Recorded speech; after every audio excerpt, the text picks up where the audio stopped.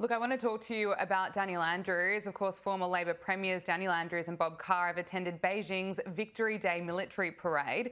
President Xi Jinping delivered a speech and was joined by North Korean dictator Kim Jong-un and Russian President Vladimir Putin. I mean, Michael, I have to get your thoughts on this. We've heard from other Labor figures like former Queensland Premier Anastasia Palaszczuk. She's slamming this. Can I get your reaction?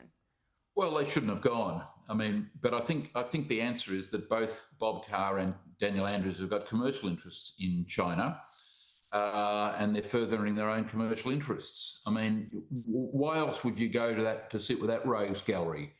Putin, Kim Jong-un. I mean, seriously, sitting with all these people? No, this is a bad decision by Andrews and Carr. I mean, Carr, you would expect. He turns up at any extremist gathering, if he's got a time his diary to fill in, he turns up at these extremist gatherings. But Daniel Andrews shouldn't be there. But as I said, I think it's more his commercial interests. But, neither should be there. It brings great discredit on them. And by the way, it brings discredit on the Labor government here because they could have bent their arms and stopped them from going, which they obviously didn't do. Anthony Albanese, it's now been 300 days since President Trump's remarkable second election victory, and we've seen Trump meet with dozens of world leaders, but of course, not our Prime Minister, Michael, not Anthony Albanese. Is Australia being left behind, partly because Albanese can't get this meeting? Well, he's too nervous to have a meeting. He can't possibly have a meeting in the Oval Office. I mean, if you remember the things he said and that Ambassador Rudd, our wonderful ambassador to the US, has said about Trump, extremely derogatory things.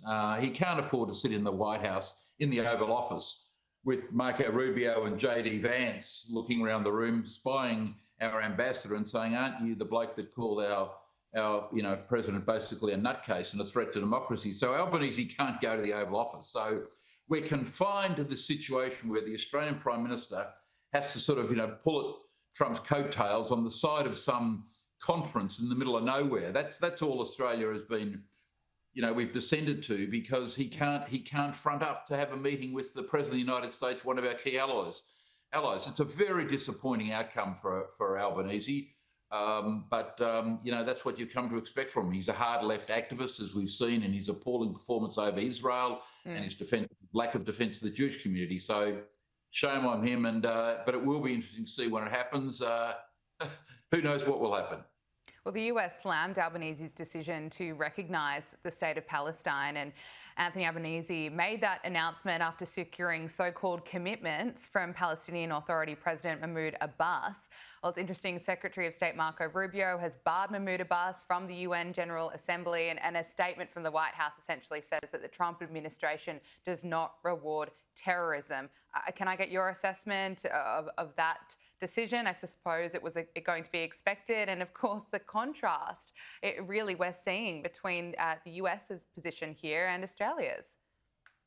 Well, you can see the American administration's point, can't you? Abbas has a long and shameful record of Jewish hatred. He made comments praising Hitler. He's paid the families of terrorists who've killed Jews over the years, etc., etc., etc. He's called for Israel's destruction over the decades. Now, apparently, he's taking the road to Damascus. He's changing the policies he's had for a lifetime. He now thinks there should be elections. He now recognises Israel's right to exist. All of the things this guy's opposed for years, he's now saying he supports in a limp conversation with our Prime Minister here.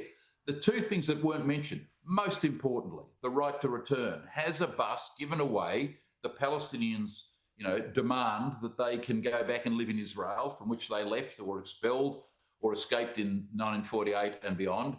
And secondly, at a far more minor level, did Albanese receive from Mahmoud Abbas any commitments about the rights of minorities, gay rights, etc.? I mean, this is a big issue in Australia. It's a big issue in the Western world. Did he ask Abbas that in a Palestinian state there would be the rights protected for minorities and that they won't be thrown off roofs? He didn't mention that. And that's one of the reasons why this Palestinian state is a road to nowhere until all of these issues are resolved, and none of them have been.